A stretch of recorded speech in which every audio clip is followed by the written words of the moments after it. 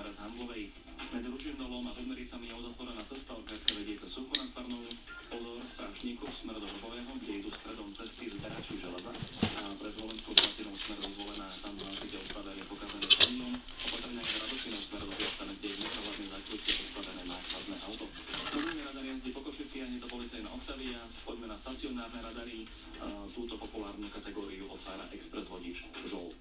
Kopci Báč smerom na Šamorín merajú policajti jednosmerne.